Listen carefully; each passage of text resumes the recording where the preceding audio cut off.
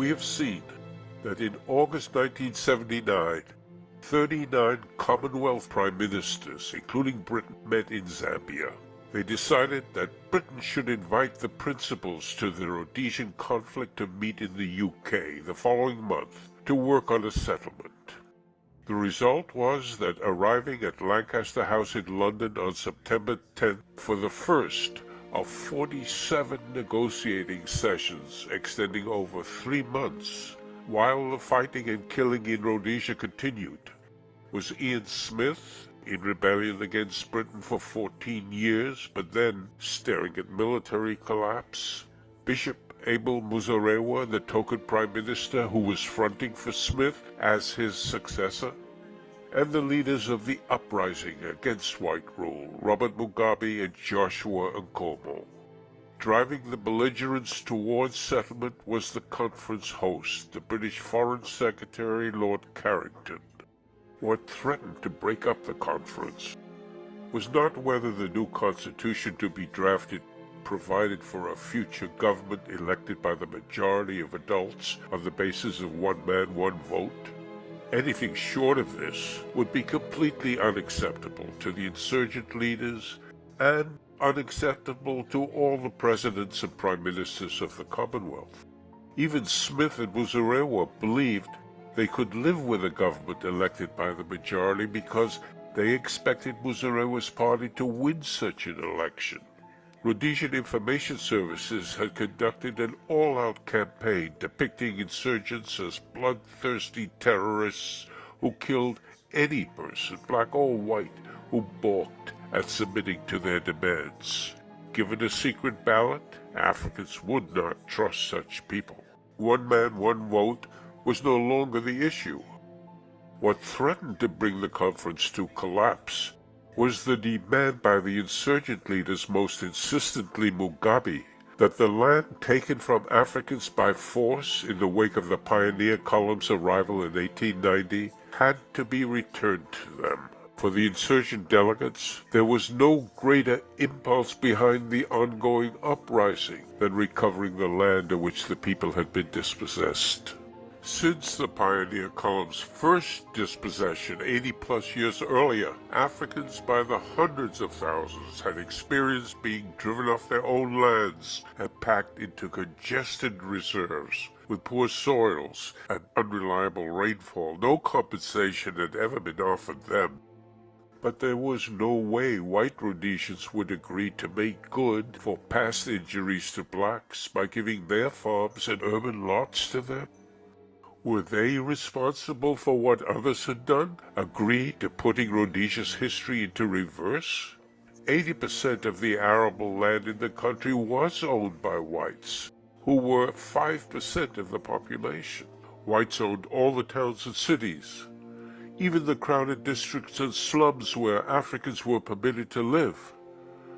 But few, if any, whites were actual descendants of the land-grabbing members of the 1890 pioneer column.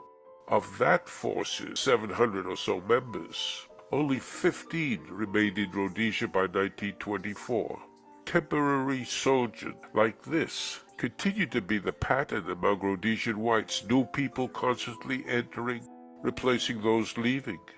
When the second uprising, the second Chimurenga, began in 1965, most of the whites then resident had only been in the country since the end of the Second World War. 3 out of every 4 white adults had not been born in the country at the 1969 census. Most of the 6,600 white commercial farmers who held title to 4/5 of the country's best land when the Lancaster House meetings were going on had obtained their holdings by purchase, not gunpoint. They were not absentee landlords. They had labored to make a success of their farms. They had put money into improvements. With Rhodesian forces still in command of all the cities and towns and most of the countryside, there was no prospect that white farmers would agree to just hand over their farms. Then what about paying them compensation? Some would be unwilling to give up life on the land for any compensation. Apart from this, who would pay those who might opt to accept compensation? Not the Patriotic Front. The insurgents had no money.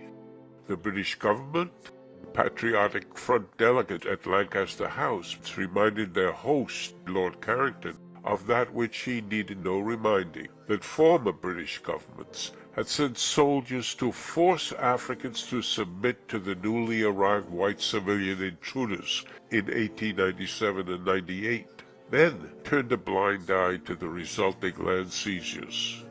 But the problem with this history was that the current British government just elected was not a party to it. British voters, neither Conservative nor Labour, would permit their taxes to be increased so as to compensate Rhodesians for their farms. The costs of buying out 6,600 white farmers, Carrington told the Patriotic Front, quote, would be very substantial indeed, well beyond the capacity of any individual donor country, and the British government cannot commit itself at this stage to a specific share in them.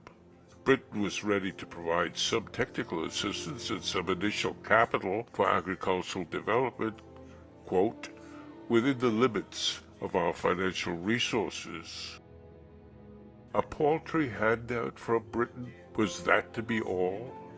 After decades of forced removals, thousands upon thousands of deaths in the struggle, the chance to recover a few pieces of land?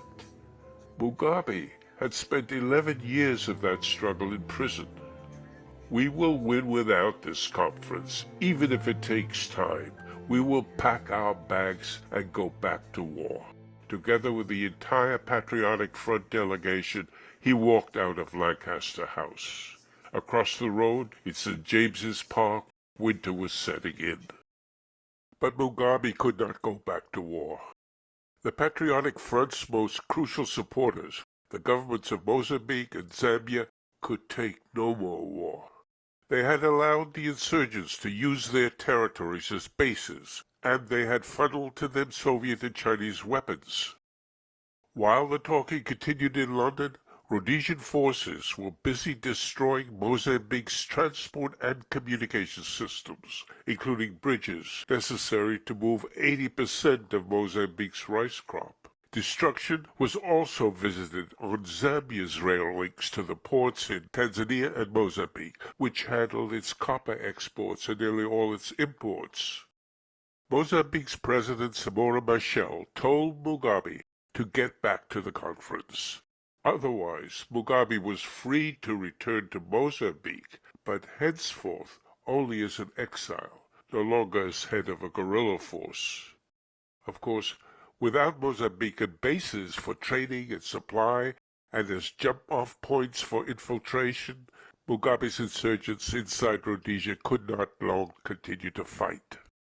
Unaware of the Machel-Mugabe exchange, Commonwealth Secretary-General Seizure Ramphal believed that the Patriotic Front walkout meant the talks to end the bloodshed would collapse. Commonwealth members, Zambia and Tanzania, would continue to suffer severe damage, especially Zambia, whose transport system was being destroyed. Working quickly behind the scenes, Seizure's intervention went up the U.S. chain of command and resulted in a pledge by President Jimmy Carter to contribute generously to a so-named Agricultural Development Fund, and to engage other potential donors, including Britain, in this effort. No dollar amount was specified, and nothing was to be put on paper. Also, the prospective fund was to be spent on several agricultural tasks, not solely on buying land from white farmers. But when Mugabe and company learned of President Carter's pledge, they were at their wits' end.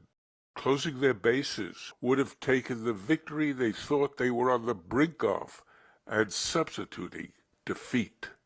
Even if the sums coming from the American-British pledges would pay for no more than a few of the great commercial farms, this now seemed better than nothing. After returning to Lancaster House, they put out a statement they wanted to believe was true. We have now obtained assurance that Britain, the United States of America, and other countries will participate in a multinational donor effort to assist in land, agricultural, and economic development programs. These assurances go a long way in allaying the great concern we have over the whole land question, arising from the great need our people have for land and our commitment to satisfy that need when in government. Thus, as the conference closed, Mugabe and Nkomo saw no choice but to sign an agreement that there would be no expropriation for 10 years.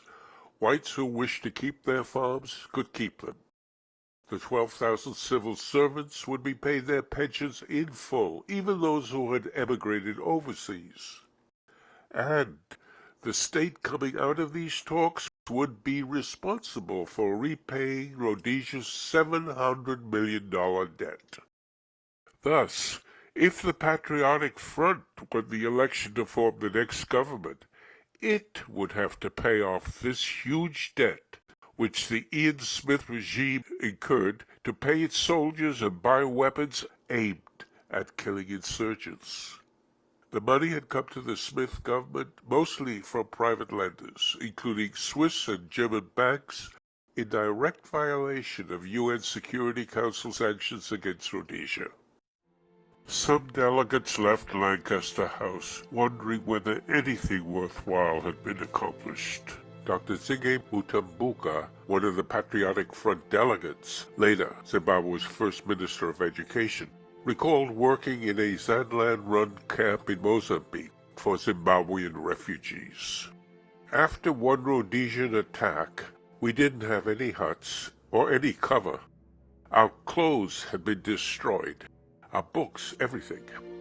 I remember one night it was raining non-stop, and these kids were lying under trees, drenched, but they were singing, and they kept on singing. They laughed the whole night, and they said, "We shall conquer." Leaving London for Rhodesia, Mugabe, Nkomo, and the other Patriotic Front delegates were fully aware that the spirit of these kids was the spirit of the second Chimurenga, shared by so many others, old and young. They had to keep concealed their disappointment with what they were actually bringing back from Lancaster House. Also, they had to keep their anxiety under wrap. Should the Patriotic Front form the government after the upcoming election, where would the money be found to repay Ian Smith's war debt? And the money to resettle the more than 1 million rural people who had fled the conflict for refuge outside the country, and those who had sought safety in vastly overcrowded urban townships, and those who had been forced into protected villages? This in scale was as if 34 million of the then U.S. population of 226 million had urgently required resettling. Quite apart from these concerns, Mugabe in particular must have been shaken by 3 attempts to assassinate him in the run-up to the election. Not long after returning to Salisbury, grenades were hurled at the house where he was staying. This was followed later that very night by a rocket attack on the same house. 3 days later, an explosive device containing 40 kilos of TNT was placed in a culvert under the road on which he traveled from a campaign rally. It failed to detonate. Yet another cloud over the future was the re-emergence of the Shona Ndebele tribal divide, apparent during the liberation struggle when separate insurgent forces under separate political direction had fought the white minority government. The rivalry between Joshua Nkomo's Zimbabwe African People's Union, or ZAPU, and Mugabe's Zimbabwe African National Union, ZANU, had been put on hold during the independence negotiations at Lancaster House, when the insurgent leaders presented a united front. But with the harsh recognition of how little in the way of resources would be available to meet the vast needs and demands ahead, is it surprising that political cooperation between Nkomo's ZAPU This is one of Nkomo's election rallies. And Mugabe's ZANU ceased after Lancaster House. They contested the election as rival parties. Nkomo took 20 seats, 15 of them in Matabeleland. Mugabe won only 1 seat in Matabeleland, but he won 56 seats in Shona areas, and with these seats, he won the election. The brief transitional period during which a British Governor-General took command from the rebel Rhodesian regime came to an end, with a proclamation and international recognition of a newly independent country, no longer to be named Rhodesia, but Zimbabwe, under a government elected by the majority of its people.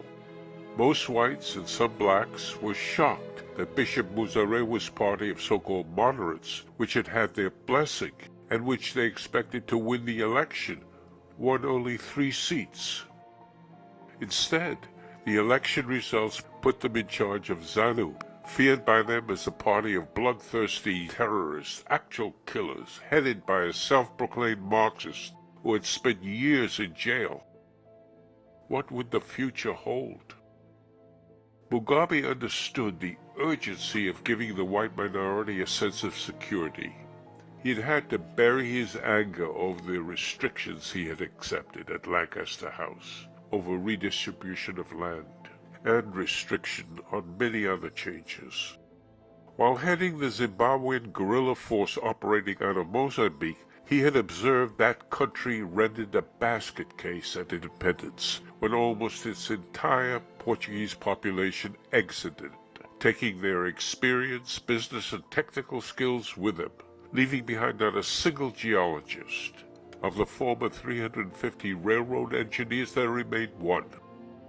Meanwhile, Zimbabwe, despite having been at war with itself for many years, plus having to operate under mandatory universal United Nations sanctions enforced by the Security Council, remained a going concern, but a going concern that could be upended.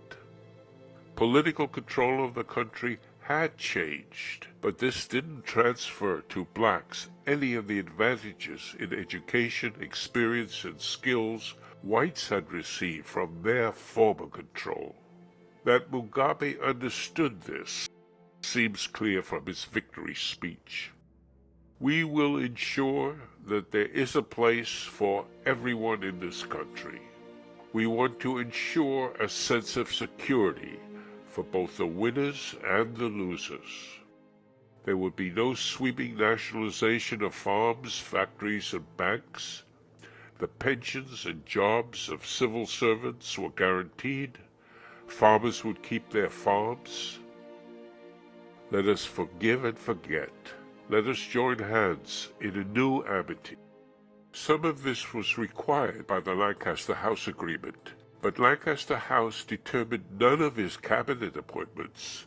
It didn't compel him to appoint Dennis Norman, president of the powerful and mainly white Commercial Farmers Union, as his Minister of Agriculture, nor ask the former Deputy Prime Minister of the rebel regime to head Zimbabwe's Ministry of Commerce and Industry, nor keep Lieutenant General Peter Walls, former head of the Rhodesian Army, as the head of the Zimbabwean Army, and put him in charge of integrating the insurgent and Rhodesian forces into a single force. Walls claimed that shortly after the unsuccessful attempts to assassinate him, Mugabe asked him, "Why are your men trying to kill me?" To which Walls said he replied, "If they were my men, you would be dead." Mugabe did not allow the memory of this contemptuous boast to divert him from steps designed to encourage whites to stay in the country. He was still a young and vibrant man, keen to get Zimbabwe going on a good economic path after 14 years of civil war.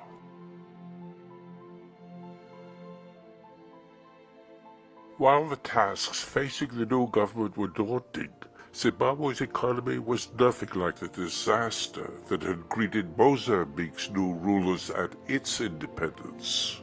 Commercial agriculture, manufacturing and mining had remained robust despite years of international sanctions. The Tanzanian president, congratulating newly elected Robert Mugabe, said, "You have inherited a jewel in Africa. You must preserve it." But this jewel and its few white first-world beneficiaries coexisted with dilapidated urban townships and greatly overcrowded and impoverished rural areas, where 97% of the population lived. Years of struggle heightened expectations here. To these expectations, Mugabe and his party bent their efforts. For the first time, a government was in place determined to provide free public education to all citizens on an equal basis. Primary school enrollment tripled during the 14 years following independence. Secondary school enrollment increased ninefold, while the number attending universities and other post-secondary institutions rose from less than 9,000 to 41,000. Gender equality was achieved at the primary level. Despite problems linked to rapid expansion, Zimbabwe's literacy rate, 62% in 1962, reached 97% in 2002, the second highest in Africa after Mauritius. Meanwhile, government expenditures on health services nearly quadrupled between 1980 and 1986. Free medical treatment in public hospitals and clinics was extended to the unemployed, the elderly, and low-income groups. Antenatal care, a national immunization program, and a children's supplementary feeding program benefited what were previously disadvantaged groups, young children and women of childbearing years. Maternal and child mortality rates fell sharply. Along with education, health was one more indicator by which Zimbabwe outperformed all of sub-Saharan Africa. Improvements in sanitation and clean water were undertaken. A new labor law protected workers against arbitrary dismissal. Minimum wages were established. New legislation required paid maternity leave be granted to black female workers.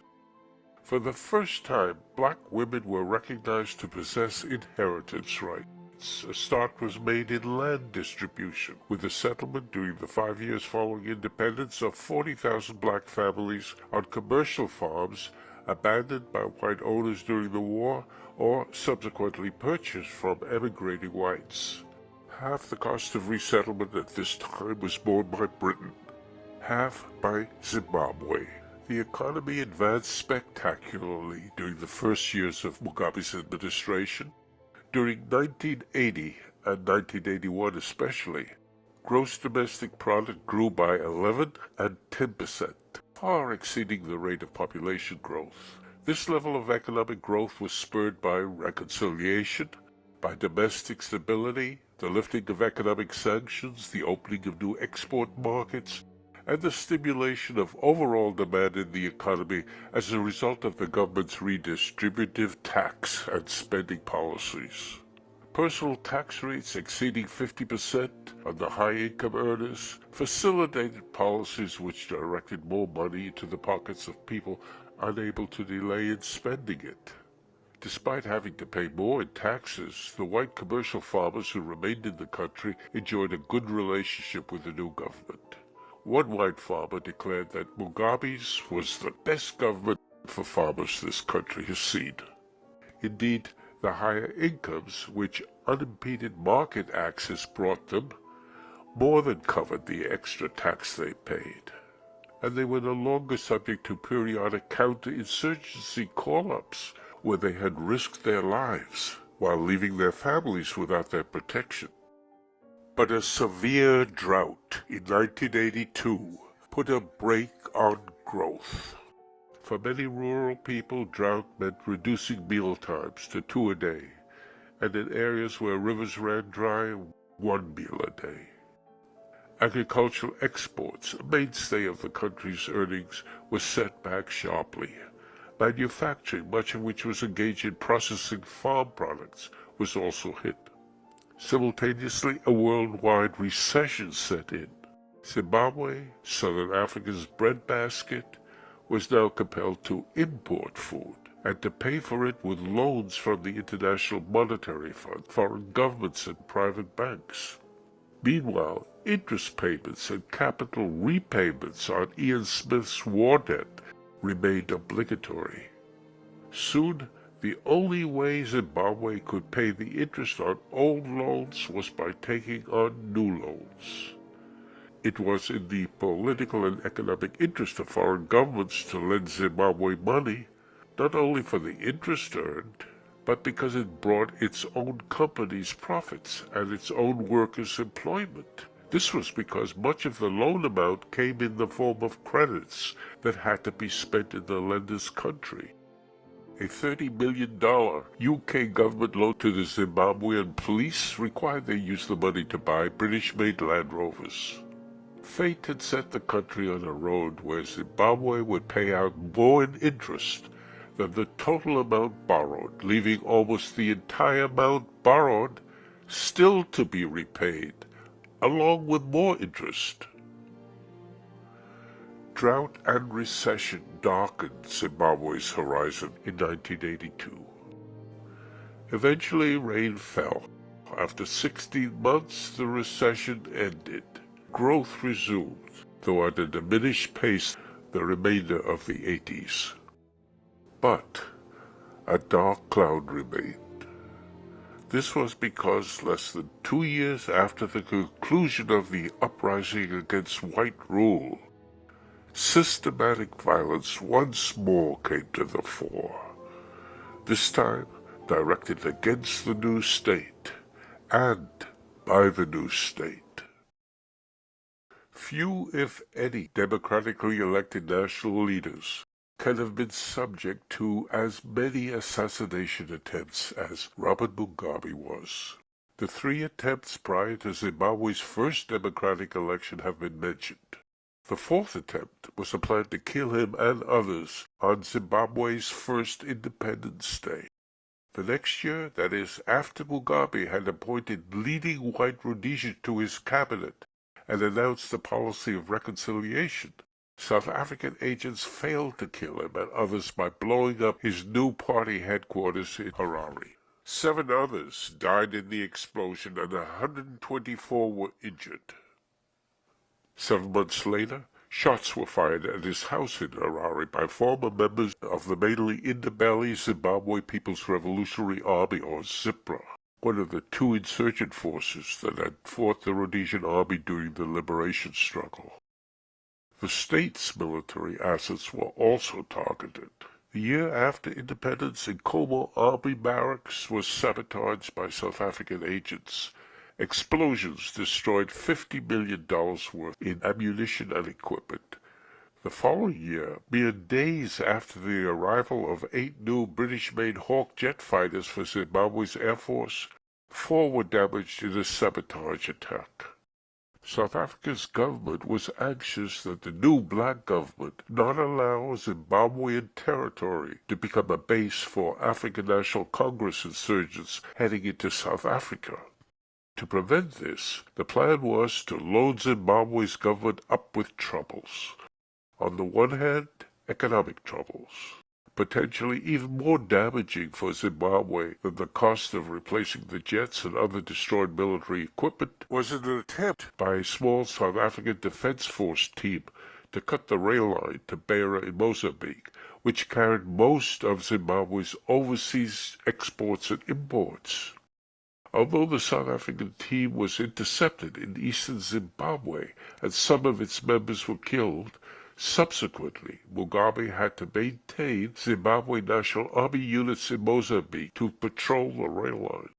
But it was the political trouble South Africa worked to create for Zimbabwe that was most effective. 2 circumstances helped the South Africans. One was that South Africa was able to supply misinformation to the Zimbabwe government by recruiting for this task white officials of former Rhodesia whom the black government had allowed to keep their jobs. Some held senior posts in Zimbabwe's National Intelligence Agency. The other circumstance was that fertile soil in which to sow misinformation already existed in Zimbabwe. To increase suspicions and hostility between Zimbabweans, all the way to bringing them into systematic and persistent violence, was achievable. Most Zimbabweans identified themselves either as Ndebele or Shona. They spoke different languages. Although individuals had moved to all parts of the country, the area of most Shona concentration was the east, whereas most Ndebele speakers lived in the west. Their histories were different. As we have seen, Shona in times past gave rise to stone-building empires. The Ndebele, a military offshoot of the Zulu kingdom in South Africa, only entered the territory of present-day Zimbabwe in the early 19th century, at which time they subjugated Shona-speaking communities in the area where Ndebele now predominate. During the 1970s uprising against white minority rule, Ndebele insurgents principally joined the Zimbabwe People's Revolutionary Army, or ZIPRA, which fought from bases in Zambia. Shona, for the most part, filled the ranks of the Zimbabwe National Liberation Army, or ZANLA, operating out of Mozambique. There were occasional clashes between guerrillas from both forces. After the liberation struggle, the split was reflected in two contending political parties: the Zimbabwe African People's Union, or ZAPU, headed by Joshua Nkomo, and Mugabe's Zimbabwe African National Union, or ZANU. As we have seen, in the pre-independence election, ZAPU won most of the seats in Ndebele constituencies in the west, while the much more numerous Shona constituencies went for Mugabe, who became head of government. Nkomo was given a minor cabinet ministry. Now, great dissimilarity can exist between groups in a country without violent conflict. French and English-speaking Canadians get along well enough, despite the presence in Canada, like Zimbabwe, of pronounced linguistic, geographic, religious, and historical differences. Despite the way Canada and Zimbabwe share important characteristics, two key differences remain. Canada is a prosperous country, and the government of its southern neighbor has no interest in destabilizing it. The soil on which the would-be destabilizers of Zimbabwe were able to work was the extreme poverty of the overwhelming majority of Zimbabweans. Most were rural peasants. Many lacked sufficient productive land to support family life. Many depended on remittances from urban relatives. Many had no choice but to try to seek employment in urban centers, an often frustrating and futile experience. The number of people living on the edge was increasing as a result of the government's push to extend health services in towns and in the countryside, which also worked to accelerate population growth. For every 7 Zimbabweans at the beginning of the 1980s, there were 9 at the close of the decade. This, while paid employment opportunity was shrinking, except for the 2-year spurt at the beginning of the decade. In 1974, this is during the insurgency, nearly 1 in 5 were in paid employment. In 1991, that had dropped to just over 1 in 10. Sharpening competition for work and survival was fertile soil on which South Africa's double agents could spread misinformation to damage one group in the eyes of another. Let's pause a moment for orientation. The principal subject of this series is South Africa's history. This subject was followed until 2008, when many Zimbabweans seeking refuge in South Africa found themselves terrorized there, burned out of their shelters, and murdered. Why this was done to them is a question to be taken up in the series' next and last disc.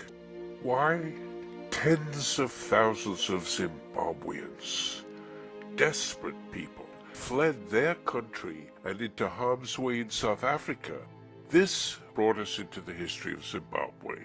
Following Zimbabwe's history, we've reached the early 1980s, with a quarter century yet to go before this great exodus took place. At this time, South Africa had yet to become the black rule state that we left at 2008.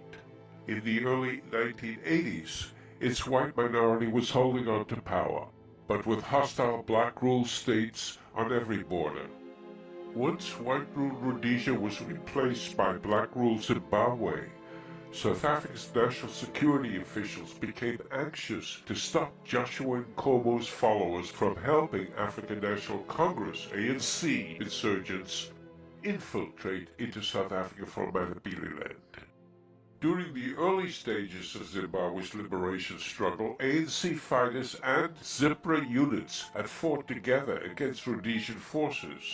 ANC leader Oliver Tambo here on the left and Indabeli leader Joshua Nkomo on the right had entered into a joint military alliance. Once an independent Zimbabwe emerged, South African operatives looked to end this cooperation by creating such troubles for Nkomo as to leave no opportunity to assist fighters seeking to infiltrate into South Africa. The sharp change of Zimbabwe's condition 2 years after independence simplified this task for them. Drought and recession had killed hopes that had come with liberation. Fear and suspicion had become widespread. Whom among those without a piece of land or a job would receive the little help that could be expected from the hard-pressed government? Equal treatment was not generally expected. The country was split down the middle into Indabeli and Shona regions. Each supported different political parties. Not one, but two revolutionary forces operating separately had won the country's independence. ZIPRA, the mainly Indabeli Zimbabwe People's Revolutionary Army, and ZANLA, the mainly Shonaman Zimbabwe National Liberation Army. There were two George Washingtons, one of whom, Robert Mugabe, the country's democratically elected leader, voted in by the more numerous Shona, had been the target of repeated assassination attempts. As early as 7 months after the first democratic election, fighting had broken out at assembly points where personnel from the two former insurgent forces had come for demobilization or selection into the new National Army. Who would get selected? Who moved out? Within 3 months, this question had turned into outright warfare, involving tanks, armored cars, and artillery moving into battle, with fatalities in the hundreds. Only after the dispatch by Mugabe of Zimbabwe National Army units, consisting of ex-Rhodesian troops under white command, were the belligerents able to be separated, though forcibly, with much bloodshed. Subsequently, several former ZIPRA guerrillas were arrested and tortured to elicit knowledge of plots against the government. Of those detained, their comrades noted apprehensively some were not seen again. Former ZIPRA sensed they were not wanted in the new army, nor anywhere else, literally. As trained fighters, they realized they were not trusted by the authorities. They were viewed as incipient terrorists. Hundreds, fearing for their safety, fled the assembly points with their weapons and took to the bush. The government branded them dissidents. Living as fugitives, dissidents obtained supplies at gunpoint from civilians. They shot people whom they suspected of being sellouts. With paranoia seeping down over both sides of the Zimbabwean divide, South African security personnel experienced no difficulty in halting insurgent infiltration into South Africa from Matabeleland. Matthew Calloway, who ran the Bulawayo office of Zimbabwe's Central Intelligence Organization, was one of several white employees of the former Smith regime whom Mugabe had kept at work in the National Intelligence Agency. Early in 1982, Calloway reported to Mugabe the discovery on a farm in Matabeleland of a large arms cache intended to support an insurrection against the government. A subsequent investigation by the Zimbabwean Catholic Committee for Justice and Peace concluded that Callaway almost certainly had the weapons stockpiled himself. But Mugabe, in constant expectation of the next assassination attempt, which indeed came 4 months later, ordered the arrest of high-ranking ZIPRA officers, expelled ZAPU party members from his cabinet, and had Joshua Nkomo placed under house arrest. Nkomo escaped and fled into Botswana, but the South Africans did more. This was Operation Drama, launched by the South African Defence Force. Former ZIPRA refugees were recruited from camps in Botswana, trained and armed in South Africa, and sent into Mandabililand to add to the havoc already created there by other dissidents, those with no connection to South Africa, but who had engaged in banditry to feed themselves and save their own lives. Civilians, government officials, white missionaries, and tourists were killed. The killing of more than 30 white farmers led Mugabe to instruct that the white farmers who had to surrender their weapons and independence be allowed to rearm. Several brigades of the Zimbabwe National Army, along with police units, were ordered into Mandabililand to hunt down dissidents. Then, in January 1983, a special unit, the Army's 5th Brigade, entered Mandabililand. 6 months after becoming Zimbabwe's leader, Mugabe asked North Korean President Kim Il-sung for instructors to train and arm a special brigade of the National Army. The 4 previous assassination attempts on Mugabe helped to propel this request. Clearly, 6 months into Zimbabwe's first year, he felt he needed a force more protective and responsive to his will than the National Army, then still being formed out of 2 former insurgent forces and the former Rhodesian military. The new brigade, the 5th, previously a Zanla unit, was predominantly Shona. Its commander, Paranshiri, was tasked to operate outside the command structure of the National Army and to report directly to him, Mugabe. Mugabe dubbed the 4-year operation the 5th Brigade conducted in Mandabililand Gukurahundi, the early rain which washes away the chaff before the spring rains. To rural Ndebele, the arrival among them of units of this brigade was unlike the cleansing first rains. The 5th Brigade came after dark when we were sleeping. They forced their way into the house and asked if we had any daughters. When we said our daughters were only young and were sleeping, they went to the bedroom and took our 2 daughters, aged 12 and 14, to the forest, where they beat them for half an hour, then brought them home.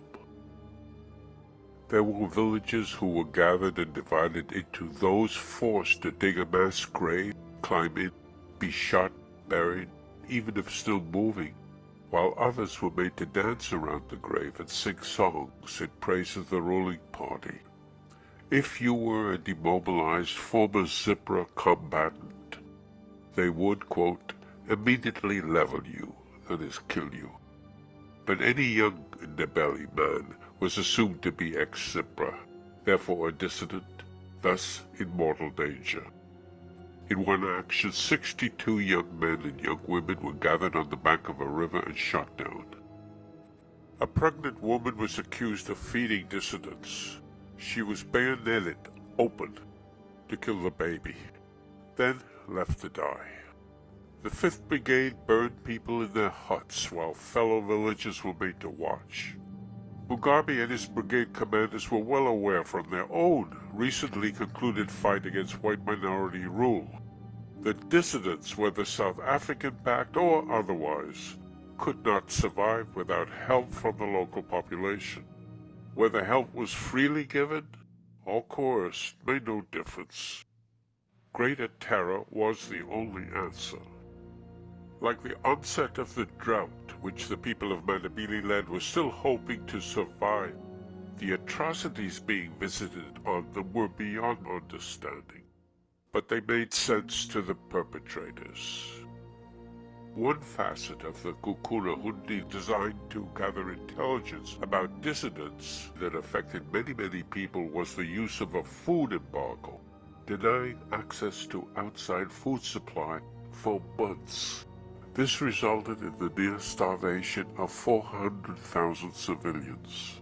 One 5th Brigade commander explained to villagers how he intended food deprivation to work. You are going to eat eggs. After eggs, hens. After hens, goats. After goats, cattle. Then you shall eat cats, dogs, and monkeys. Then you are going to eat your children, and after that you shall eat your wives. Then the men will remain. And because dissidents have guns, they will kill the men, and only dissidents will remain. That's when we will find the dissidents. He spoke in Shona, while one of his staff translated into Indabeli. No doubt, he believed he was doing the right thing. For whom could this not be said? Estimates of the number of people executed by the 5th Brigade during the 4 years of Gukurahundi range from 8,000 to 20,000. Bodies have continued to be recovered in the decades since from mass graves, mine shafts, and wells. To stop the killing, Joshua Nkomo, using the good offices of the President of Zambia, entered into an agreement with Robert Mugabe under which Nkomo's party, ZAPU, would be folded into Mugabe's party, ZANU, leaving one party in which former ZAPU leaders, including Nkomo, received second-rank positions. ZAPU prisoners would be released from prisons, and all dissidents, provided they lay down their arms, and all members of the security forces would receive amnesty. But there could be no forgetting. Mugabe also could not forget. To become a private citizen had become unthinkable. Out of office would expose him to legal retribution for Gukurahundi. He would have less protection against assassination by bullet, explosive, or poison. His food, even fresh fruit and vegetables, was kept and prepared in guarded locations, and only government chefs and staffs were allowed to handle it. Hard to imagine any good coming out of Gukurahundi for Mugabe or Zimbabwe.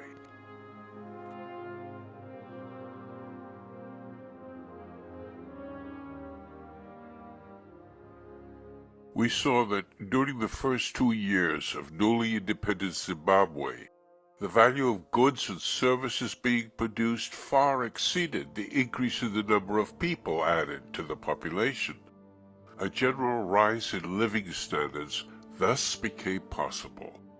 The government utilized this chance by focusing expenditures on providing actual uplift to previously exploited and impoverished people. This moved Zimbabwe to the front rank among African states in the areas of health and education. But this was before the new country's first hopeful years were ended by drought and a worldwide recession which cut foreign demand for Zimbabwe's products. For 5 of the remaining 8 years of the 1980s, economic growth did not keep up with population growth. Tax receipts fell while resources, energies, and lives were being consumed in re-establishing government authority in Matabeleland. Government attempts to maintain spending on anti-poverty programs could continue only through additional borrowing. By the end of the 80s, debt repayments were taking a quarter of the government's revenue. New loans were needed just to fund payments due on the old loans. Private banks became skittish. Only big international institutions, particularly the World Bank and the IMF, remained willing to issue new loans to Zimbabwe.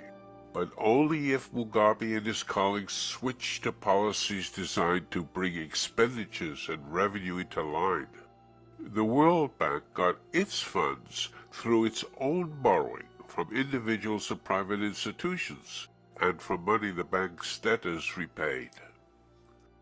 The IMF's funds came from its 182 member governments, meaning from their taxpayers. Both institutions were run so that their funds did not drain down, but grew. The same was expected of their borrowers and aid recipients.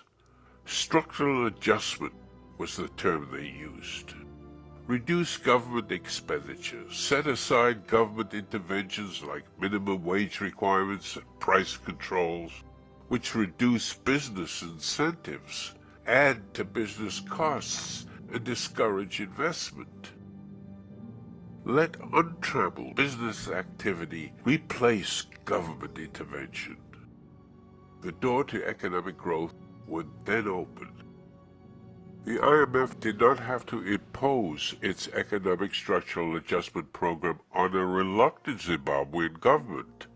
By 1990, Mugabe and his associates saw that the path they had trodden since independence in their attack on poverty was getting the country ever deeper into debt, and had not resulted in reducing unemployment nor poverty, indeed the opposite.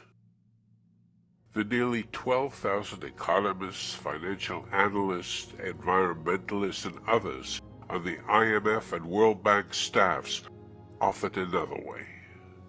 These great institutions had declared their commitment to eradicating poverty and hunger throughout the world, but they approached it in a very different way, a business-centered way. In 1990, the government decided to adopt the IMF World Bank strategy of structural adjustment. The 180-degree turn represented by structural adjustment was signaled that same year by the removal of price controls, first on non-essential items, then in 1993 on basics, including maize meal, cooking oil, bread, and meat. Real recurrent expenditures on education and on health were reduced.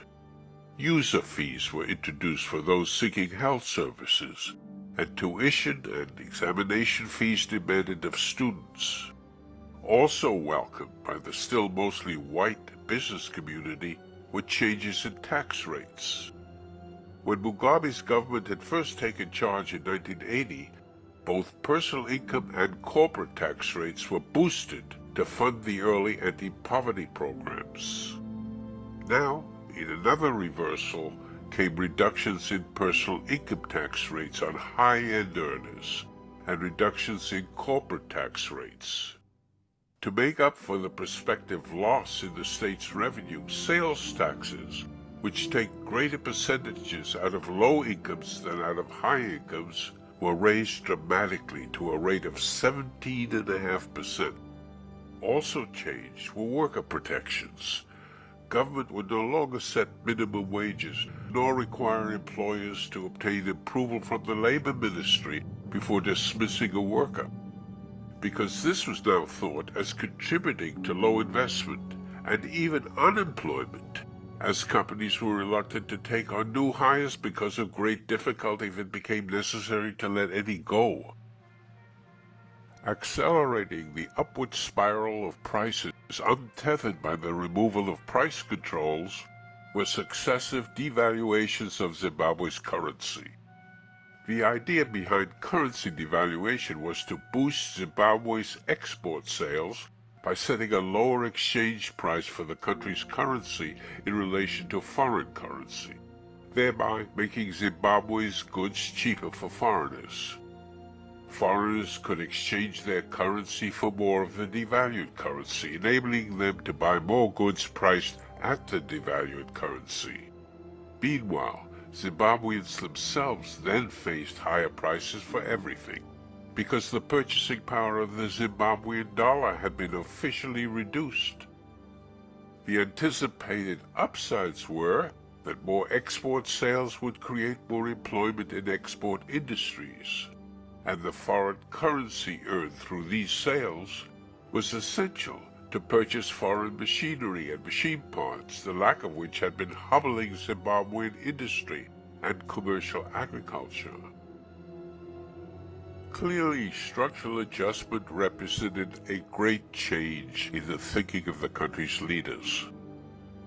Their outlook had been shaped originally by the uniform experience of racial segregation and by the liberation struggle.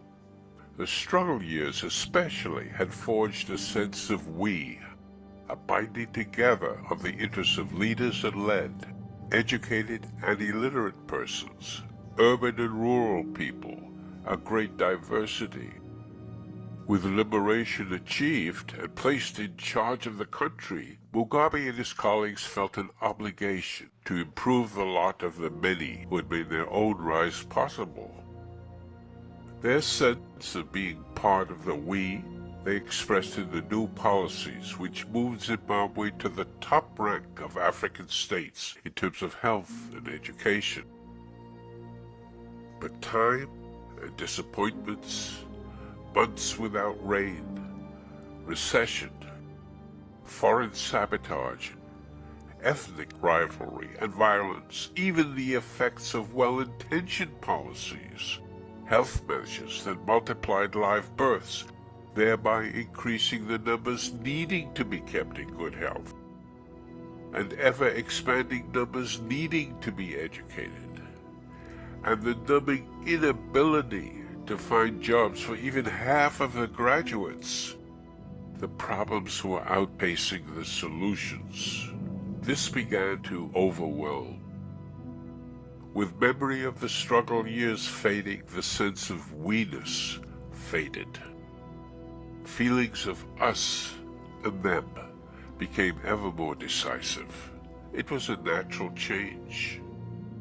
Previously, whether you were a journalist or a sweeper, you lived in the same segregated slum or township, and you paid rent to the white owner of the land in which your house or shelter stood, land which as a black person you were barred from owning. Now, for the more educated, every field of employment and every residential area was open. Many white civil servants had left the country, leaving job openings in great number. Also, apartments and homes available at bargain prices. The old division of the country by race was gone. A new basis of division was emerging, as seen by a black professional woman. When I drive home at night, I drive alongside whites towards the suburbs, and we both pass the queues of people at the bus stop who've got to wait hours before they get home. It sometimes makes me feel guilty, but there's nothing I can do about it. For Zimbabwe's black leaders, structural adjustment was not just a new way of thinking in reaction to the unsustainable indebtedness resulting from their initial anti-poverty efforts. Structural adjustment thinking also happened to match changes in their personal circumstances and personal interests. The new black ministers, parliamentarians, senior bureaucrats had come out of the struggle years with few, if any, solid assets. Now, though, because it was clear to the roughly 10,000 white businessmen and commercial farmers who still dominated Zimbabwe's economy, that their new rulers were key to making things happen and to prevent the unwanted happening. Black politicians or their close relatives and top-level bureaucrats were sought for the boards of directors and the managements of banks, mining companies, and business associations. In short order, their incomes eclipsed their government salaries. Several, and often their close relatives, became multi-millionaires and major landowners. The former Zanland operations chief Samuel Majuru, a.k.a. Rex Gongo, acquired multiple commercial farms vacated by the emigrating white owners in one area. It became known locally as Rexville. Among hundreds of new owners of large commercial farms were members of Mugabe's cabinet. They joined the formerly all-white Commercial Farmers Union. Their newly acquired economic interests merged with those of its white members. Physical and communicative distance from the have-nots widened. Naturally, sensitivity to their needs diminished. In 1992, the press reported on the squalid and crowded conditions experienced by the 200 farm workers employed on the farm of Dr. Kombo Moyana, then governor of the Reserve Bank of Zimbabwe. Was Zimbabwe at least set on a path to sustainable growth? Real per capita income, $471 in 1990 when structural adjustment was launched, in the years following, fell below the level reached at independence in 1980. Economic growth, expected to average 5% per annum from the program's start point, in the 5 years following, averaged less than 1%, far below the rate of population growth. In light of more people chasing a diminishing output, the removal of price controls and the currency devaluations jolted prices upward. The single-digit inflation of the 1980s became the double-digit inflation of the 90s. In the next decade, we shall see prices would enter the stratosphere. In the 1980s, misery seemed to single out Matabeleland for special attention with Gukurahundi. But in the 90s, misery settled everywhere.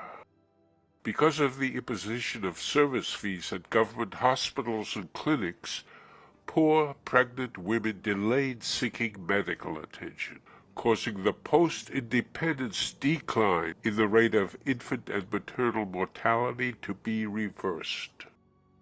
The introduction of school fees reduced the number of black children attending school, especially girls.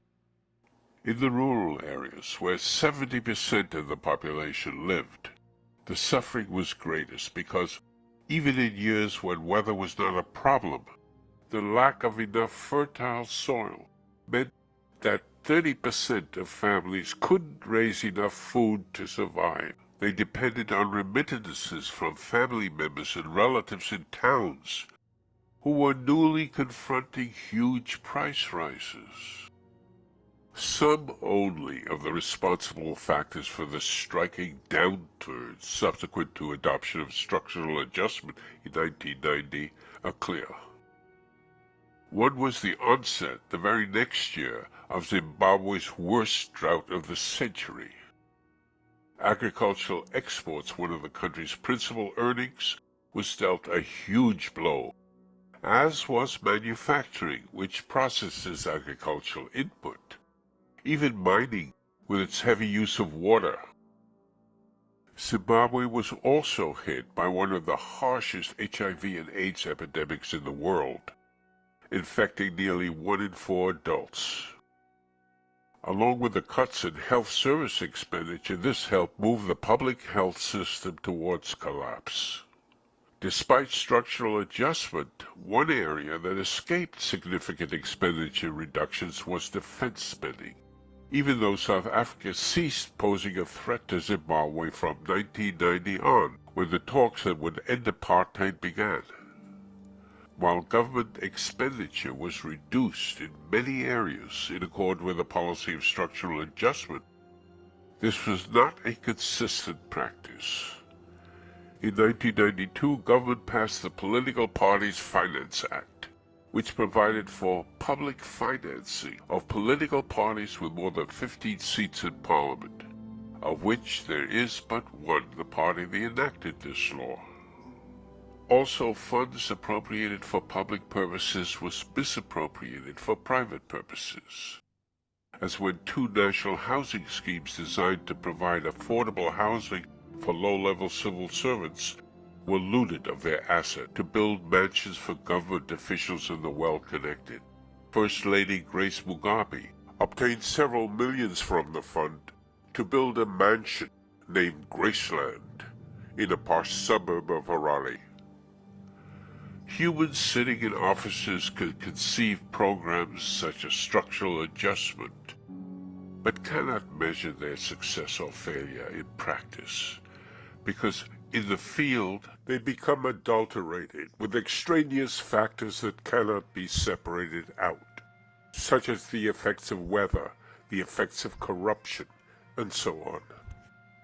So whether or not structural adjustment played a role in this, in a few more than 10 years after independence, Zimbabwe's economy seemed on a downward trajectory. Yet no one had the slightest inkling of how deep the country's drop would go. No one expected that during the first decade of the 21st century, much of the population would be in flight. The 4,500 white commercial farmers who had remained in Zimbabwe and, with the government's blessing, had prospered even more after black rule was instituted than before, couldn't foresee that in the space of a few years most would be forced off their farms, some beaten, some killed. And Robert Mugabe, who had recognized the agricultural skill of these farmers and understood their critical contribution to the country's export and foreign exchange earnings, certainly had no intention to expel geese that laid golden eggs. But how much control over events can any person have, let alone in the maelstrom fate was assembling to produce catastrophe in Zimbabwe? We have seen that during the colonial era, Africans in great number had been expelled from their farmlands, which became the property of whites. The expelled were directed into areas deemed, quote, unsuitable for European occupation, unquote, because they lacked good soils and adequate rainfall and were remote from market and railway. These expulsions in what became overcrowded reserves were done at the instigation of white landowners, who saw congestion as a trigger that would produce a ready backflow of cheap labor to work their own lands. By January 1979, just months before white rule Rhodesia came to an end, government officials admitted that the reserves were holding 3.6 million people, more than 3 times their carrying capacity of 1 million. At Lancaster House, the liberation movement's leaders were forced to accept the results of this history as status quo, at least for the first 10 years of independence. Land could only be acquired from white landowners who were willing to sell and on their own terms. Some large holdings had been abandoned by their owners during the war years, and some whites wanted to sell their farms and leave rather than continue on under a black government. This led to some white-owned land coming on the market. Britain had agreed to provide a fund for land purchase provided Zimbabwe matched the British contribution 50-50. The upshot was that during the 9 years of independence, 52,000 poor black families were resettled, but this number was less than a third of the 162,000 families Zimbabwe's government had hoped to resettle during this period. Even had this higher target been met, it would not have put more than a dent in the predicament of overpopulation and overgrazing in the former reserves, now called communal areas. Faced with enormous racial deficits and a host of unmet needs, the government felt obliged to prioritize education and health, thereby finding itself unable even to match the full amount that Britain was ready to provide for land resettlement.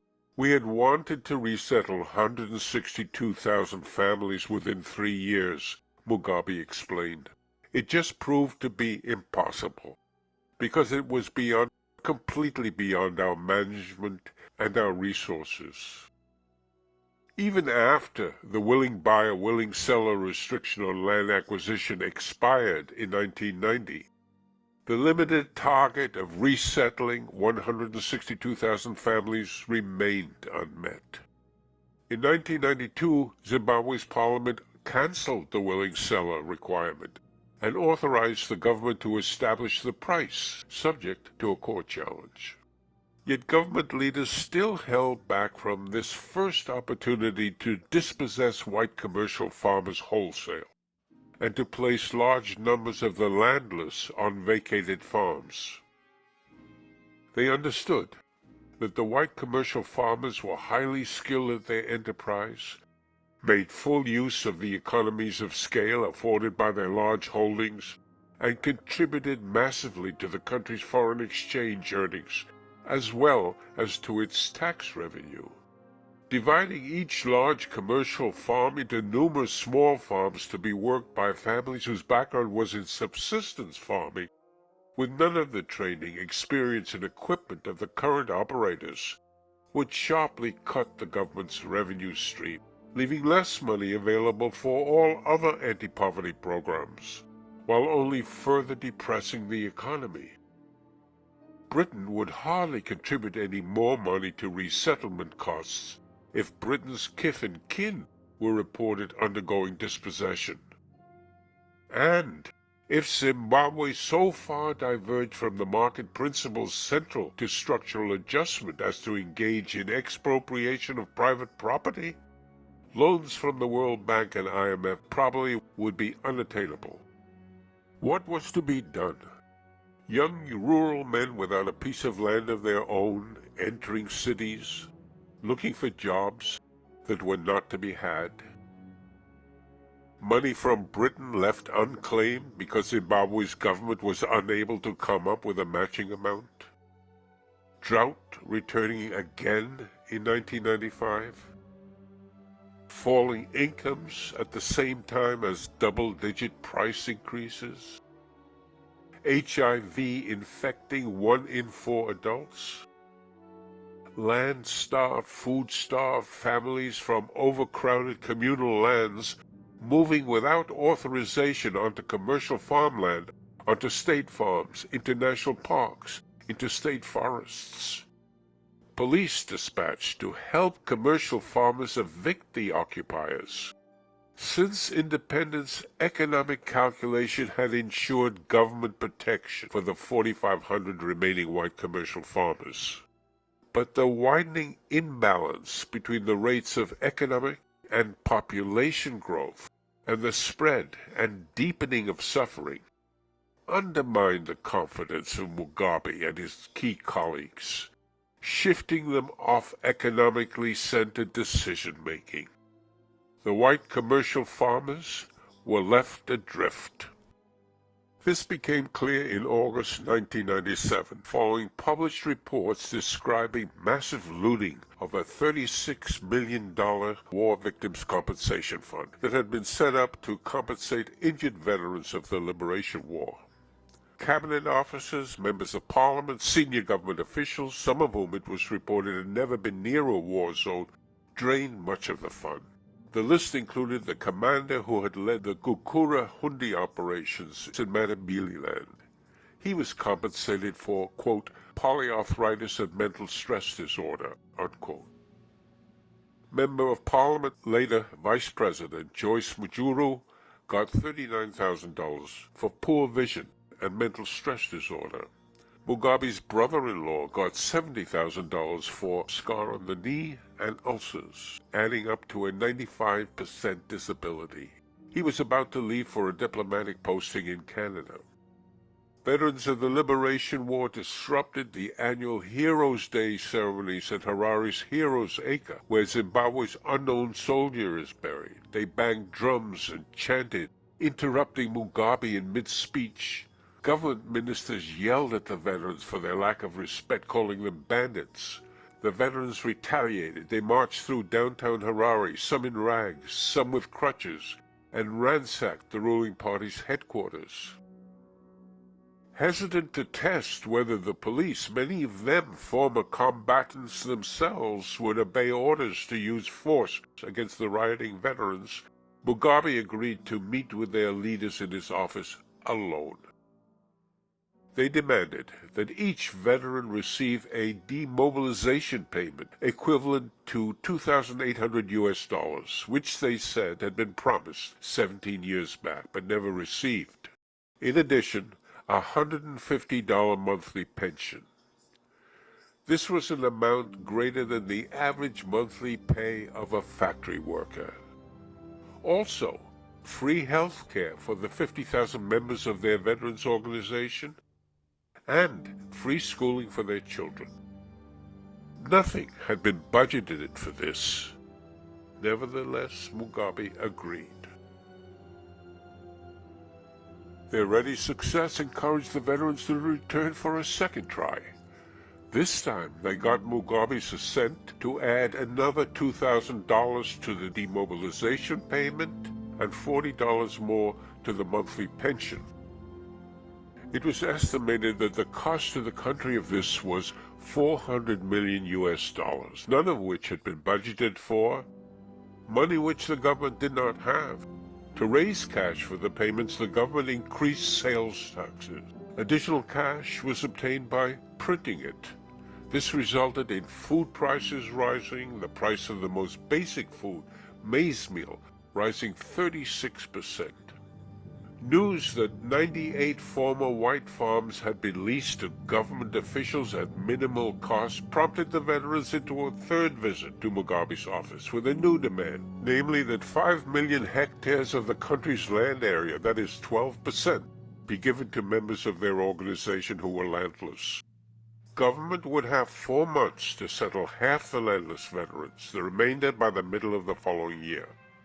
Otherwise, veterans would be forced to occupy white farms on their own. Mugabe could still hope that the economic damage expected from a forceful eviction of proven producers by inexpert war veterans was avoidable. British Prime Minister John Major had assured him that Britain would consider funding for land reform. But after the British general election of 1997, Major's Conservatives were replaced in office by the Labour Party. Not long thereafter, Gukurahundi, Zimbabwe's Agriculture and Lands Minister, received a letter from Claire Short, the new Labour Minister of International Development, which read in part, "I should make it clear that we do not accept that Britain has a special responsibility to meet the costs of land purchase in Zimbabwe. We are a new government from diverse backgrounds without links to former colonial interests. My own origins are Irish, and, as you know, we were colonized, not colonizers."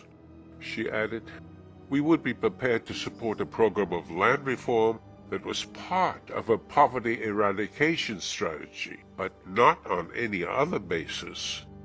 It would not help the poor of Zimbabwe if land acquisition was done in a way which undermined investor confidence. Rapid land acquisition, as you now seem to envisage, would be impossible for us to support. It is much easier to pin the blame for what subsequently happened on the actors, including Robert Mugabe and Claire Short, and not the play." A wave of land occupations swept the country in the wake of the war veterans' successful extortion. This time, Mugabe ordered police not to interfere. To show that the government was still in control, Mugabe proposed to revise the constitution. 2 major changes were put forward for decision by referendum. One would empower the government to seize land from white farmers with compensation only for improvements made on the land.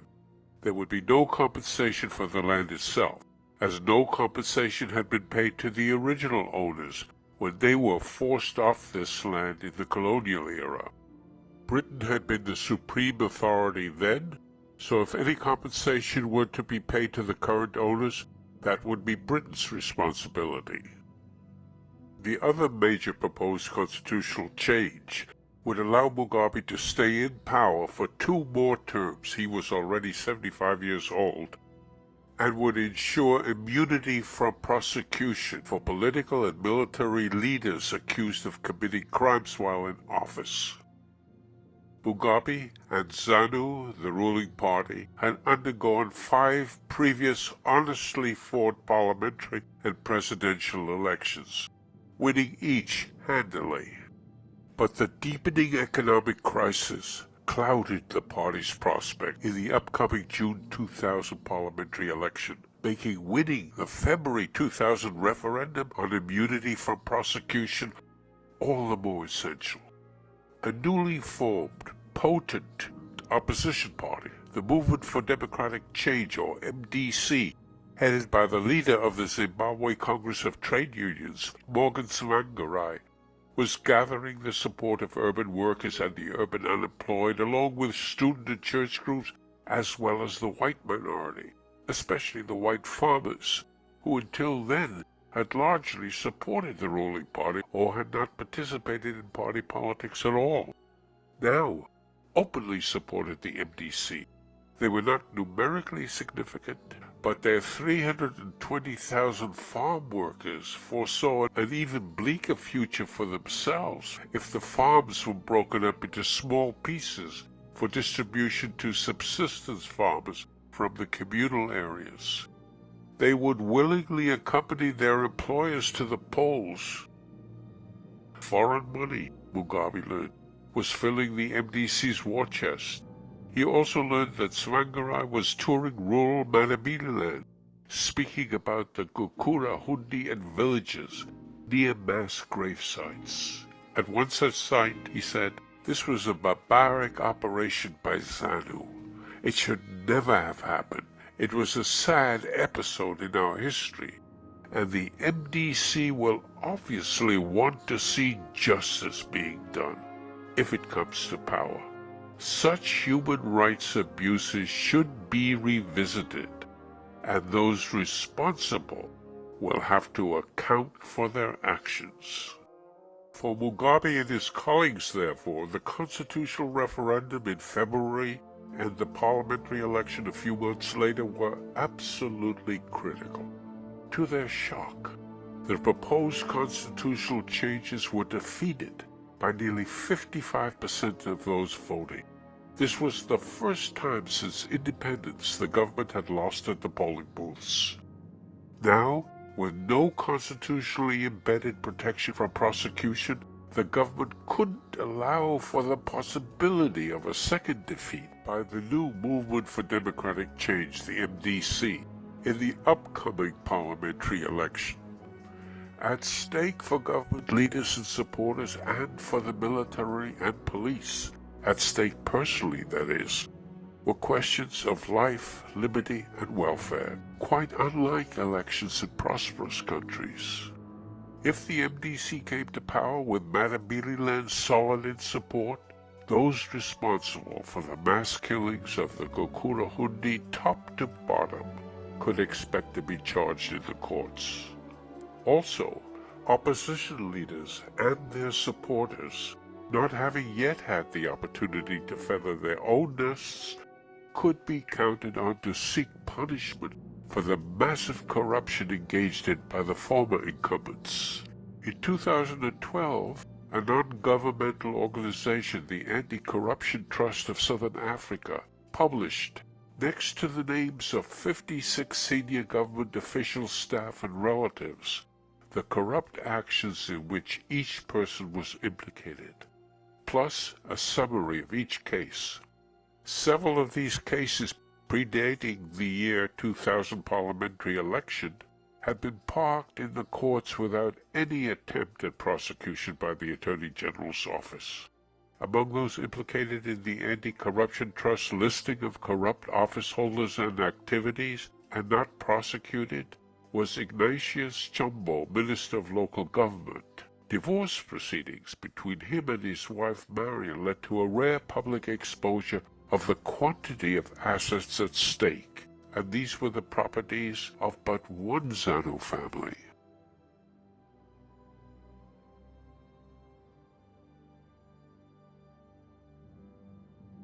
Neither Mugabe nor ZANU dared to lose an election. This was clear from the violence and fraud surrounding the first national election after the February 2000 constitutional referendum. Yet, despite violence and fraud, the government's winning margin was less than 2%. A huge change from its 80% to 90% election victories during the 1990s. Desperation also determined the course of all 4 subsequent national elections during the remainder of the decade. The Indabele painter Owen Maseko reflected the vote rigging that helped keep Mugabe and ZANU in power after each of them. Physical intimidation was rife. MDC officials, workers, and activists were taken from party offices into detention. Some had their skulls broken. Some fared worse. Tsvangirai and other MDC leaders and activists arrested at a protest rally in Harare. Here are their release from police custody.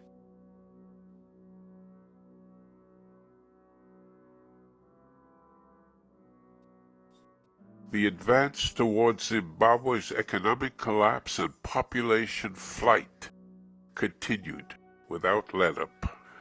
The economic downslide and the looting of the War Victims' Compensation Fund had made it next to impossible for Mugabe to resist the war veterans' extortions.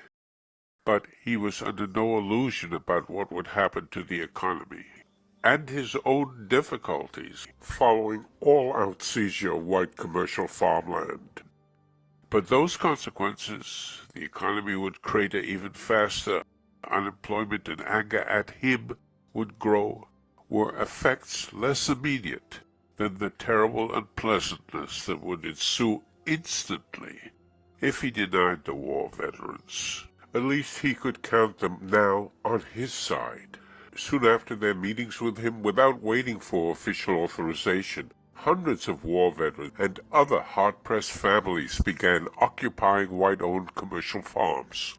This time, without police interference, to counter the resulting impression of anarchy, to establish a sense of deliberation and order. A new land allocation law was brought to Parliament and passed in 2002. Under its terms, 3,900 of the remaining 4,500 white commercial farmers were given 45 days to stop production, and another 45 days to leave their farms, on pain of a fine and imprisonment for up to 2 years. Although Mugabe was driven into fast-track land reform, as the program was called, there were also benefits, in addition to giving him the gratification of correcting an historic injustice. Not only would fast-track ensure that the war veterans remained on his side, the actual land seizures would undermine 2 substantial opposition elements: the white commercial farmers, who were bankrolling the MDC, and their more than 300,000 farm workers. Both had joined together to defeat his attempt by referendum to take white-owned commercial farms without compensation. The white commercial farmers were funneling foreign money as well as their own into the coffers of the MDC, and they had ferried their farm workers in trucks to the polling stations. Their farm workers amounted to a quarter of the entire paid working population of Zimbabwe, and with spouses and children, 1.2 million people, a tenth of the country's population. The farm workers didn't need any encouragement to vote against the government. They had feared fast-track. Roughly 2/3 of the commercial farmland was to be divided into, on average, 12-acre small holdings, plus some grazing land, worked by single families without hired labor, and 1/3 into large holdings consisting of several hundred to several thousand acres, employing hired labor. Fast-track meant virtually no place for them. The small holdings where hired labor would not be used were intended for 145,000 landless and hard-pressed families resettled from the communal areas to relieve overcrowding there. hired labor would still be needed for the 30,000 larger commercial-type farms to be established. Those farms would go to ZANU party members and supporters. They would not be afraid to violate minimum wage requirements, as white commercial farmers were, nor as impelled to maintain farm schools for farm workers' children. So it turned out. But working conditions that would come about on the new larger farms would have seemed besides the point, because few farm workers expected to be among those hired. They had opposed fast track. They were seen as enemies of ZANU. About 70% of the original farm workforce lost their jobs. Less than 5% were given small holdings themselves. So while more than 100,000 desperate families received a new chance in life from fast track, more than 100,000 other families were newly cast into utter desperation and hunger.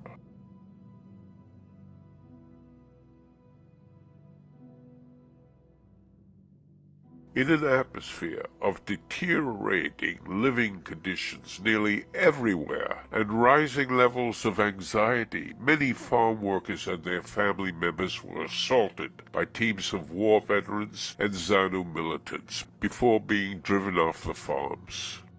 Some were robbed, some were raped, some were killed. Many more than the number of white farmers beaten and killed, though it was the white farmers' fate that was publicized in the Western press. Throughout the 1980s and most of the 1990s, Zimbabwe was held up in the West as an example of a prosperous, democratic, and well-governed African country. Virtually no attention was paid to the maiming and killing of thousands of Ndebele during the Gukurahundi of the mid-1980s. Then, and for years thereafter, Mugabe was promoted as a model African leader. He was knighted by the Queen of England and given numerous honorary degrees by Western universities. He hadn't changed since then.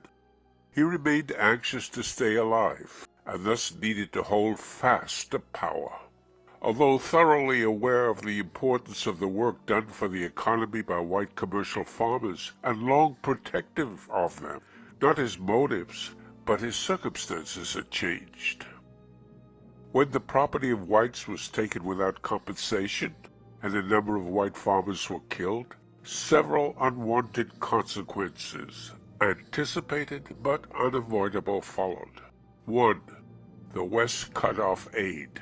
The U.S. government enacted the Zimbabwe Democracy and Economic Recovery Act of 2001, empowering U.S. representatives to veto Zimbabwe's applications for loans to multilateral lending agencies such as the IMF, the World Bank, and the African Development Bank.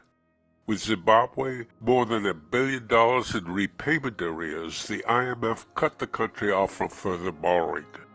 Adding to the problems created by the credit cutoff, the beneficiaries of the fast-track land reform were producing far less food and other crops and lower foreign exchange export earnings than the prior landowners had. Roughly half of those allocate so-called A2 model farms, the larger farm type, came from urban areas. They had little or no farming experience. Several became notorious as cell phone farmers, that is, they managed their rural properties by means of phone calls from Harare. Among them was the Deputy Governor of the Reserve Bank, the Senate President, Edna Mazongwe, who acquired 6 farms, Home Affairs Minister Kembo Mohadi, 4 farms, Indigenization Minister Xavier Kazuko-Wera, 2 farms. Other politicians, senior officials, and military officers were also allocated farms. On their part, families settled from the communal areas on small holdings faced innumerable problems that further depressed agricultural output. Multiple persons allocated the same piece of land. Government promised seeds and fertilizer, not reaching them. Inability to obtain credit from commercial banks because the government allowed them merely to lease, not own their holdings, so they could not use land as collateral. Making matters worse, Agriculture Minister Joseph Matty then threatened commercial banks that failed to invest a good portion of their income in such loans with loss of their operating licenses. Zimbabwe's leaders and people were gripped by an inescapable history, which now sped the country towards economic collapse. Zimbabwe's GDP plunged 40% during the decade of fast-track land reform. Real per capita income, according to the World Bank, was 37% lower in 2011 than in 1980, when Zimbabwe became independent. Old people, young people, growing distress, emigrating doctors, immunization rates falling, more childhood deaths, increasing maternal mortality, higher school fees, declining school attendance, hunger. Worse off than displaced former farm worker families, themselves often down to one meal a day, were the men in prisons. Mugabe and his colleagues were well aware of the misery welling up throughout the country. Where would this end? Everything revolved around ownership of the land. Britain had created the problem. Britain stood in the way of a solution. At Lancaster House in 1979, the British had pledged to help fund land reform. Then, as Mugabe saw it, they had reneged on that promise. Yet, when his government moved on its own to bring about land reform, there was Britain protesting that Mugabe was violating property rights. Had the British government objected when the most fertile lands were taken from the country's black inhabitants at gunpoint? Objected then, or ever since? British troops had suppressed the first black uprising against this thievery. Britain had not demanded compensation be paid to black families evicted from their farms and jammed into such poorly watered and infertile reserves as to necessitate that for survival they return as laborers to work the farm that had once been theirs. Then there was the United States. The U.S. had committed itself to lift the sanctions it imposed on Zimbabwe in 2001 once Mugabe's government moved to, quote, restore the rule of law. This from the government of a country that had stolen an entire continent without ever offering to compensate the victims of its theft, nor compensate its kidnapped black people for 2 centuries of stolen labor. To take money from such sources as the MDC had been doing marked its leaders and supporters as bootlicking British stooges, traitors who were willing to give the country back to its former colonial masters. The MDC must never be allowed to take power. Support for the MDC was especially strong in the poorer districts of cities across the country and in surrounding areas. 2 months after the 2005 parliamentary election, which ZANU, the ruling party, claimed to have won over opposition charges of systematic fraud, Mugabe and his colleagues launched Operation Murambatsvina, rendered in English as Operation Restore Order, or as Operation Drive Out the Filth. During the 3-week countrywide crackdown, bulldozers brought down, according to government figures, 92,460 illegal housing structures and 32,538 illegal business structures. Entire districts, such as Mbari Township in Harare, were demolished.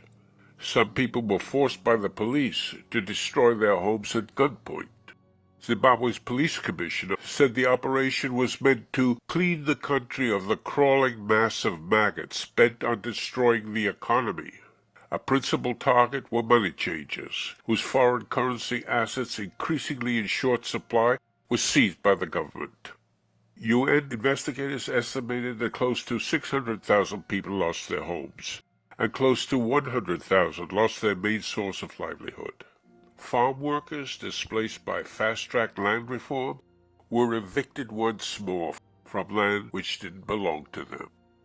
Operation Murambatsvina succeeded in dispersing opposition supporters among the rural population, a population anxious not to lose government food handouts on which 1 in 5 families there depended. Here, a rural woman clutches her ZANU party card, identifying her as worthy of medical treatment. Murambatsvina did nothing to arrest the country's rush towards economic collapse. In less than a month, more than 100,000 adults were rendered unable to make the things they had made and unable to provide the services they had provided.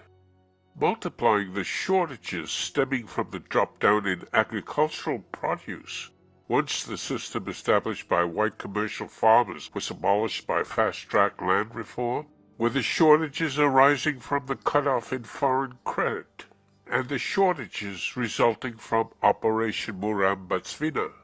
Shortages meant rising prices. Soon what a policeman or a policeman's wife bought last week costs twice as much next week. All security service personnel were affected. A ZANU party card brought no relief. In an effort to confront the problem, the government ordered price cuts on a range of basic foods. But the cost of ingredients and imported items such as equipment and energy could not be lowered, putting a huge squeeze on retailers. Simultaneously, bakers and other retailers faced inflation-linked wage increases ordered by the government. Store shelves emptied, stores closed, their employees joining the rest of the unemployed on the streets. Shortages then grew worse, so price rises continued, not at the shuttered stores but on the black market.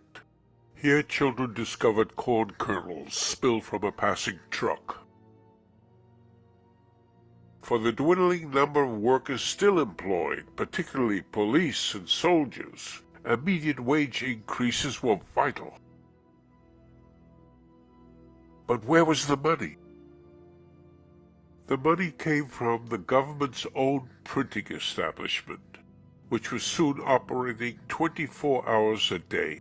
It quickly printed out bills for a 300% pay increase for security services personnel and other public servants. The public immediately understood that actual goods were becoming scarcer, while money was becoming more abundant and daily less valuable in terms of what it could buy. For a day or two, this was the cash needed for 3 eggs. Desperate to convert money into anything else, people lined up to take their savings out of banks, only to have the government limit withdrawals to 100 billion Zimbabwean dollars per day, which at this point was less than the cost of a bus ride to the town center. When the government saw that prices were rising faster than it could add more zeros to the numbers on its bills, Gideon Gune, governor of the Reserve Bank of Zimbabwe, had police arrest businessmen who failed to reduce their prices. On one occasion he personally visited shop owners in Harare to demand that they lower prices. The printing operation itself ran into problems that almost caused its breakdown. The German company that supplied Zimbabwe's Fidelity printers with banknote paper decided to discontinue the supply. Although other supplies were found, Fidelity printers also operated in fear of new international sanctions that would end its software license for the European banknote design technology needed to render notes in ever-changing denominations. While the government's printers were allocated enough of the country's diminishing foreign exchange to import needed machine parts to keep the banknote presses running, municipalities were not enabled to import enough purification chemicals, such as chlorine, required to maintain a clean piped water supply for residents. Broken sewage pipes were not repaired. Garbage was left uncollected. Cholera appeared in August 2008 and spread rapidly. Many households could not afford fuel to boil water.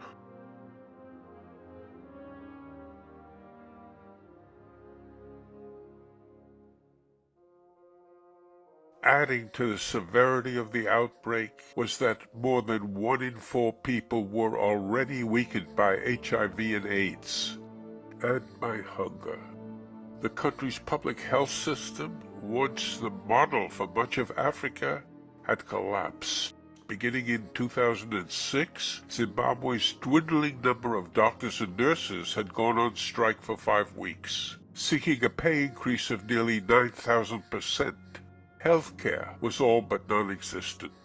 One only of the country's 4 major public hospitals was still in operation, but with only 2 wards open and no operating theaters working. Government ministers did not acknowledge the epidemic nor accept aid until after the cholera was widespread. Many countries, including several of Zimbabwe's neighbors, then contributed money and other resources to help eventually contain the epidemic. By then, thousands had fallen ill and died. Many blame Mugabe and his colleagues for this, and the other disasters, following what they marked as the original sin, fast-track land reform. On his part, Mugabe blamed the US and UK for the cholera outbreak, saying that their government sent the disease to provide a pretext to remove him from the presidency. Meanwhile, desperation grew. Desperation among those hostile to the government. Desperation among those who depended on the government. Desperation within the government. Many could think only of getting out of Zimbabwe. In 2008, the International Organization for Migration reported that Zimbabweans were crossing into South Africa at a rate of more than 1,000 a day. This 2-part detour from South Africa's history and into Zimbabwe's past was taken to try to understand why tens of thousands of Zimbabweans fled their country and sought refuge in South Africa. But why were so many of them not welcomed, but beaten, burned out, and killed?